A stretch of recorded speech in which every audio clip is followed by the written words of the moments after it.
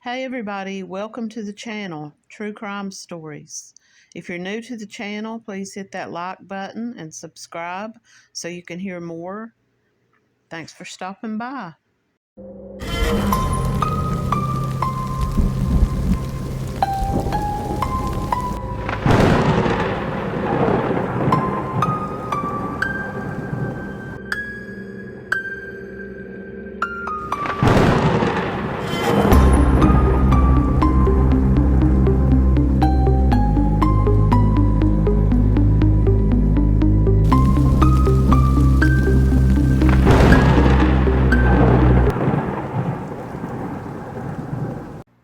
The case of Kyle Morgan. In June of 2016, 15-year-old Kyle Jurydale Morgan left Moundsville, West Virginia, and made his way to Wheeling. By the next day, Kyle was found dead beneath the Fort Henry Bridge. He was 15 years old. Kyle's body was discovered June 16, 2016, in a rocky area beneath the bridge on the downtown side of the Ohio River. Authorities determined he died from blunt force trauma. Investigators have spent years trying to find out what happened in those final hours.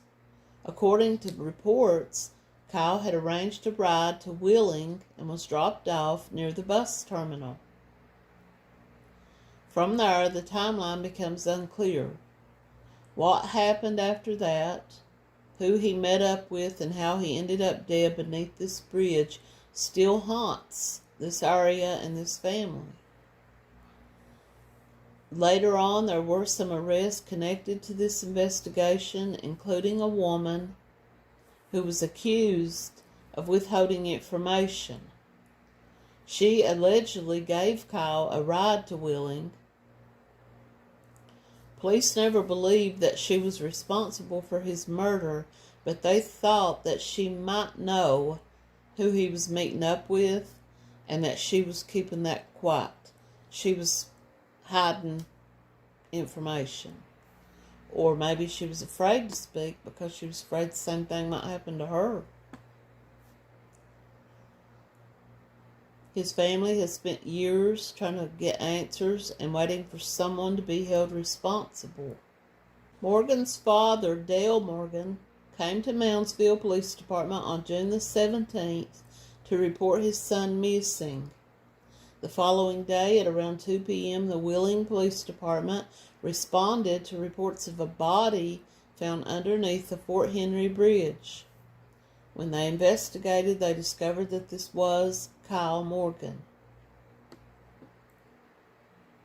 Now, this woman, Sharon Louise Leach, age 68, was a nurse at Reynolds Memorial Hospital, and she faced charges of obstruction of justice and obstructing an investigation, possession of Schedule II narcotics, and contributing to the delinquency of a minor. So apparently this was the woman who had given him a ride. On July 18th, a female juvenile came to Moundsville Police Department with information regarding Kyle Morgan. This person said that her ex-boyfriend had been contacted by Kyle and asked for a ride to the Wheeling bus station, saying that he wanted to go to Kentucky to visit his mother. According to this person, Morgan offered this other juvenile $20 and a bag of marijuana in exchange for the ride. Now, this unidentified juvenile asked Leach, who was a relative of his, to give the boy a ride, and she agreed. And apparently they traveled to Wheeling, where she dropped him off at the bus terminal. So apparently this Sharon Leach was a head nurse at Reynolds Memorial Hospital, and she faced charges of obstructing an investigation, possession of Schedule II narcotics, and contributing to the delinquency of a minor. Apparently, This young man who went missing offered a friend of his $20 and some marijuana to give him a ride to Kentucky so he could visit his mom, or to give him a ride to the bus stop.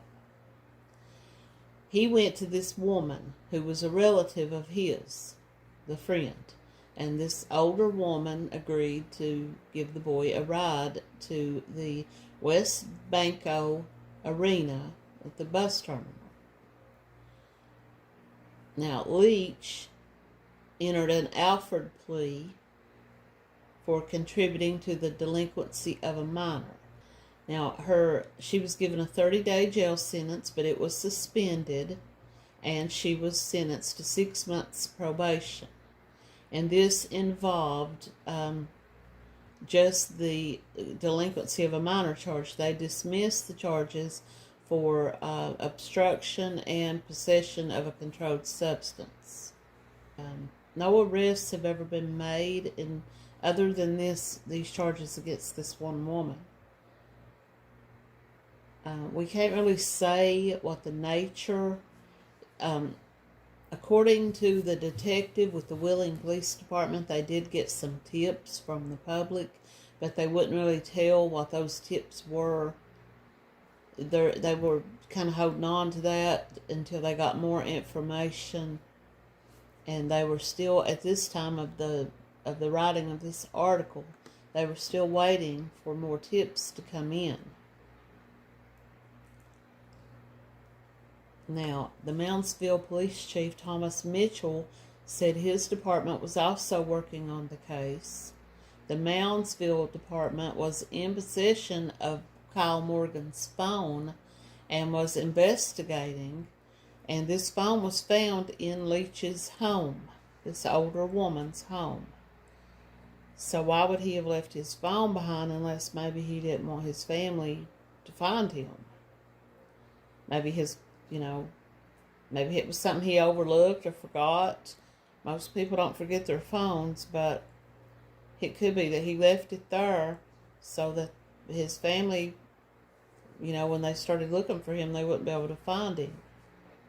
The last people known to have been with him was this woman who was never charged with anything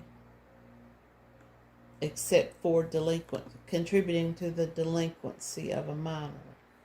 Probably because she gave him a ride instead of contacting his family and saying, or contacting the police and saying, this kid's a runaway, he's come to me wanting me to give him a ride. She just went ahead and gave him a ride and did not contact anybody about that. Of course, like I said earlier, some of those charges were dropped. She was given probation. Authorities say Kyle Jerry Dale Morgan died from blunt force trauma. His death was ruled a homicide. They don't think that this woman had any involvement in his actual death, but does she know anything, and is she still around? This was 10 years ago. At that time, she was 68 years old. Now, Kyle Morgan's father, Dale Morgan, came to the Moundsville Police Department on June 17th to report his son missing. The following day, at around 2 o'clock, the Wheeling Police Department responded to the report of a body under the bridge. On July 18th, a female juvenile came to the Moundsville Police Department and told police that Kyle Morgan had contacted her ex-boyfriend asking him for a ride to the bus stop so that he could go to Kentucky. Now, here's about the cell phone. According to this female juvenile, he had told her and her ex-boyfriend, that he was going to go ghost, meaning that he was going to leave his cell phone behind, and that all that he had with him was a red and black backpack and a set of headphones. She said that they smoked some marijuana,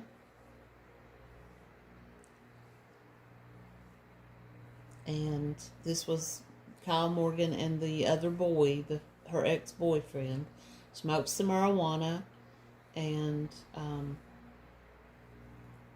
they found his phone there, like he had said he was going to leave his phone behind.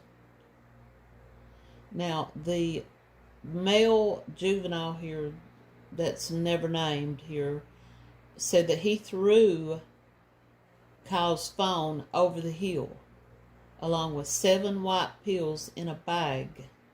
When the pills were found and taken in, they were found to be oxycodone and acetaminophen. And this is why this woman was charged with possession of a narcotic, even though they found these pills over the hill, not actually in her possession. I guess that's one of the reasons why that charge was dropped. She admitted that she used her vehicle to give Kyle Morgan a ride to the bus terminal. And she said that she was aware that Kyle Morgan and the teen relative, she was aware that they did smoke marijuana in her vehicle. And she admitted that she was aware that Morgan had been reported missing the day after this. But she did not go to the police with any of this information. Leach said she could have come forward, but she really didn't think it was her place. She just thought he's went to his mom's, his family will figure it out, someone will be in touch with his dad, and they'll settle this all out and, decide where he needs to be. So she just kind of felt like she had done enough. She gave him a ride, and then she was going to stay out of it, but the police didn't see it that way. Now, the male juvenile, his friend, was also faced with obstruction charges, but when he was questioned, he said the reason he didn't come forward was because he was afraid of the police, and this was the reason he threw the phone over the hill. It was like the two of them just wanted to kind of forget that the boy had been there and that they had helped him once they found out that he had been reported missing. So now Kyle Morgan, the next day, 2 days later, after all of this took place, he was found dead under this bridge, and he died from blunt force trauma. How did he get from if they claim that they took him to this bus terminal and dropped him off. So how did he get from this bus terminal to underneath this bridge? How far was it? Could their story have been a lie and they didn't give him a ride at all to the bus terminal and they just told him you have to leave? Or could someone have attacked him there at their home and they got rid of the evidence? That's just a question, and I'm sure the police asked that question too. Now, Kyle Morgan's mother, Angela Farmer, says that she was still searching for answers about her son. He was supposed to be graduating, but instead, now this was 2 years after his death. His mother said he should be here graduating high school, but instead he's dead and we're still looking for answers. She's still hoping for an arrest in the murder of her son. She says the police detective who's working on her son's case was so busy with other murders and robberies that he just hadn't really, she didn't feel like that they had really looked at her son's case in a long time. Did he buy a bus ticket? Was that ever proven or not? Was there any way to prove whether or not he had come to the bus terminal? And would a 15-year-old be allowed to buy a bus ticket on their own? I'm not sure about that. That's something that I would have asked the police. I would have gone to that bus terminal and asked, did he purchase a ticket? Were you able to purchase tickets online at that time, and could someone have purchased the ticket for him? Or did he have a ticket at all? His mother says that she's heard a lot of rumors, and she's gotten some phone calls from other teenagers with some tips about what might have happened to her son. Now, someone told her that he was at someone's home and that there was a robbery taking place and that he was just in the wrong place at the wrong time. I would ask this question as well, or, was there any DNA on the body? Was there any proof of he had been assaulted other than just this blunt force trauma? Could it just have been some transient, someone else, a drug user or a homeless person maybe, who frequented that area under this bridge, and they came back to find this young man there in their spot or something like that and just attacked him? That's just another question. Before I move on into the next part of this story, I would just like to remind everybody, if you haven't already, to please like the video and subscribe to the channel.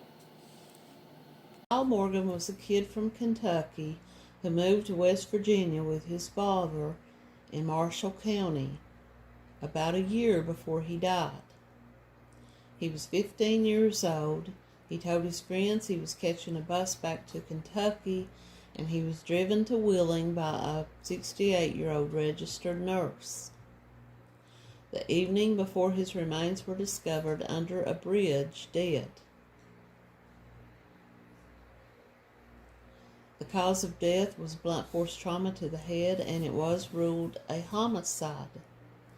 Says the victim was laying under a blanket, his arms under his head. He's laying under a blanket with his arms under his head. Was he laying face down? Could he have just been laying there asleep and someone just walked up and whacked him in the back of the head and he never had any idea who this person was or why they would have done this? Resting under a blanket, his arms under his head, in an area above the Heritage Trail and directly under the I-70 bridge, or the I-70 span.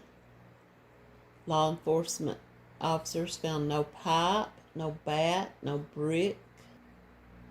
His backpack was missing.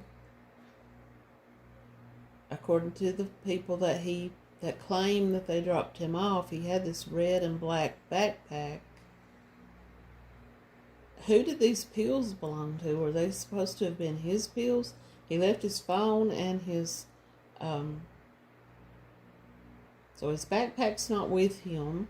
He had no money on him. Could this have been a robbery? Someone walks up, sees this kid laying there asleep, whacks him in the back of the head, searches his pockets, takes his backpack that he might have had with him. Officials say they do not know whether or not he died there, unless he was posed, unless he was hit in the head and then taken out there and laid down on his body, covered up by this blanket to make it look like he was just laying there asleep. Maybe that was what they wanted police to believe. Now, his father says that he saw the crime scene photos. He said Kyle was found laying on his stomach with his arm under his head as if he had been asleep. He was even covered up by an old blanket that was already down there. Could it be that he went to this bus stop and they said, we can't sell you a ticket, you're underage, you don't have any ID? He wasn't old enough to have a driver's license yet, so maybe they just said, we can't sell you a ticket. Maybe he just wandered off to this bridge to try to sleep the night away and then was going to do something the next morning. He didn't have his phone with him. According to his friends, he left his phone behind so that nobody could find him. A homeless man found him the next day. So the family doesn't believe that he was there asleep. They believe that he was murdered somewhere else, taken there, laid on his stomach, covered up by an old blanket to make it look like he had just wandered under this bridge to get some sleep. And I think that they should have really done a little bit more digging into this friend and this older lady and who might have else have been at their house that day. His family says that he had always talked about wanting to join the Navy, and that way he could pay for his college. He often also talked about wanting to design video games. They said that he had a future ahead of him, and they believe that someone took his life away, probably for just a few dollars and possibly some drugs. Now this woman who lives in this area said she began to follow the case, and she felt empathy for the mother because she knows that sometimes teenagers make bad choices and bad decisions, and she feels like that Kyle just made a bad decision. She wanted people in the community to come forward with information. She also wanted them to come forward to help. She said that money was raised for a headstone, and that the mother said she would use the money, instead of buying her son a headstone, she would give the money as a reward for anyone who would come forward with information that would lead to a conviction. The media reported the information that they were given, and I'm not blaming them, but the mention of marijuana may have led people to believe that Kyle was into drugs, and some people just wrote him off because of that. Didn't think it was important enough to consider that he was only a 15-year-old boy. Was Kyle Morgan murdered in Wheeling, or did he pass away somewhere else and was taken to this bridge that is traveled by many motorists heading east and west along Interstate 70? So he offers this kid $20 and some marijuana to get someone to drive him to this bus stop. How much money did he have? He would have had to have had a little more money than what he gave him in order to buy a bus ticket. Did he have quite a bit of money? Did he have quite a bit of drugs? Did he have these pain pills that were found discarded over the hill? Was this a robbery because he had some money? From what we understand, he was dropped off in the evening, the night before he was found, under the bridge. We don't know if he encountered someone else after he arrived at that bus station. We don't know if he was just walking around because he didn't have his cell phone with him. There's a lot of pieces to this puzzle that have never been put together.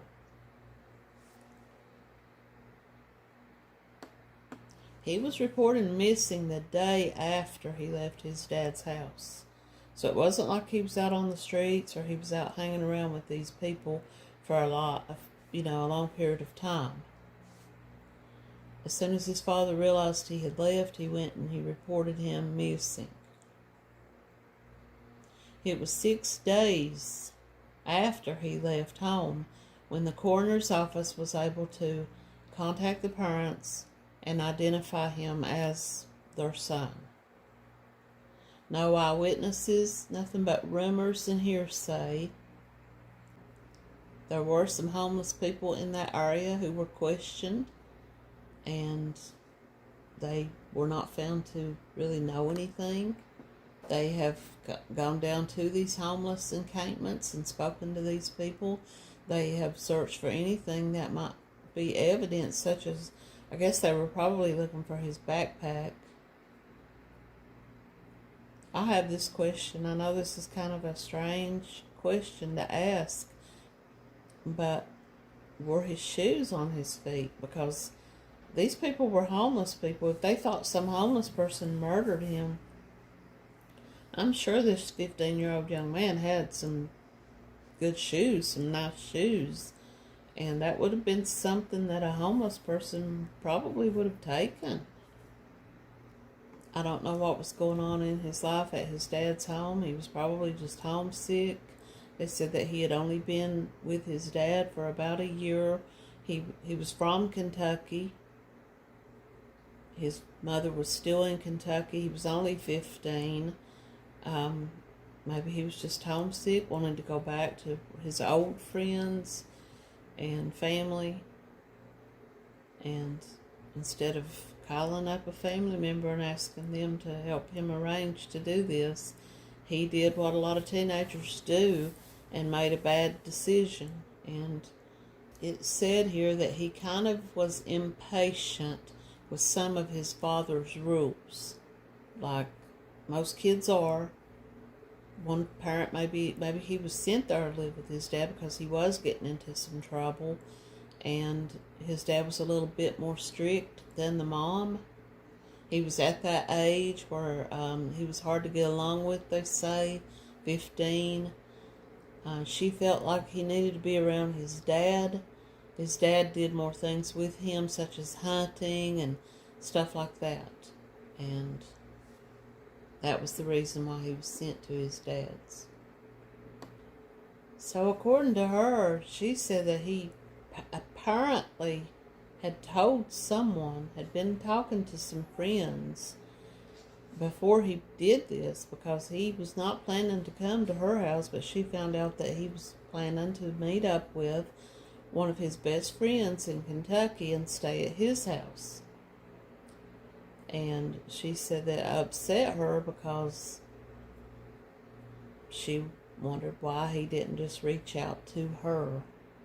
The rumor that she heard and was told about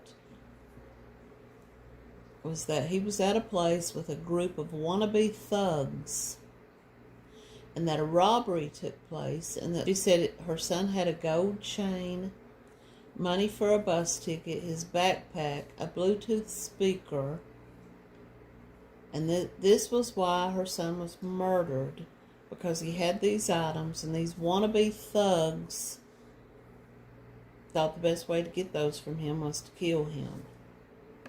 So was the whole story about he went to the bus terminal all made up to begin with? And did the police ever go back and re-question these people to see if any of that was true or not? So to summarize this story, it sounds like this young man was just having some issues at home. His fellow students that were interviewed and talked about him said he was a good student. He got good grades. But after he'd moved to his dad's, I guess he was probably having some issues back in Kentucky that led to him being sent to live with his dad in West Virginia. He wasn't satisfied there either. He had told a friend that he was planning to straighten his life out, and he wanted to go back to Kentucky and get away from these groups of people, I guess, that he was either having some issues with or had fallen in with, a bad crowd or whatever it was. But overall, he was described as being a good kid. He wasn't, into any kind of like criminal activity, maybe drug activity. But he wanted to run off from his dad's and go, but he wasn't even planning on going back to his mom's. He had arranged to come to stay with a friend of his back in Kentucky. I think, personally, my own thoughts that I've formed about this is that he met up with this guy that he was friends with there, asked could he give him a ride to this bus station. They either gave him a ride and he met up with someone else there, or the bus station turned him away and said, we can't sell you a ticket. And he maybe met up with someone who offered him a ride, maybe he was hitchhiking, and someone picked him up and killed him.